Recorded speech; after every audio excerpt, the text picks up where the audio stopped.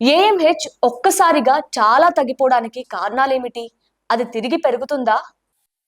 ఐడియల్‌గా AMH అంటే anti Müllerian hormone అండి.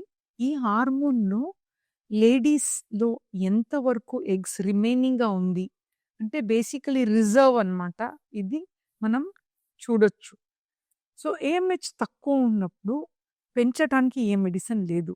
But కొన్ని విషయంలో ఏఎంహెచ్ ఎందుకు తగ్గుతుంది అంటే, యాస్ ఎ లేడీ ఏజెస్ అంటే 20 ఇయర్స్‌లో ఏఎంహెచ్ హై ఉంటది. 30 ఇయర్స్‌లో కొంచెం తగ్గుతది. 40 ఇయర్స్‌లో చాలా తగ్గిపోతాయి. ఏజ్ రిలేటెడ్ అది.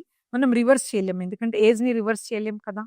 బట్ కొన్ని కండిషన్స్‌లో ఎండోమెట్రియాసిస్ ఉందనుకోండి. ఆపరేషన్ చేసిన తర్వాత వెంటనే డిప్ అవుతది. కొన్ని రోజు వదిలేస్తే మళ్ళీ బ్యాక్ టు నార్మల్. కొన్ని మెడిసిన్స్ వల్ల కూడా షార్ట్ టర్మ్‌గా తక్కువవ్వచ్చు. మళ్ళీ it can come back. So, as a doctor మనం డీప్‌గా చూడాలి ఆ పేషెంట్ ఎలాంటి ట్రీట్‌మెంట్ వాడారు. సో, అలాంటి డిప్స్‌ని మనం కవర్ చేయొచ్చన్నమాట.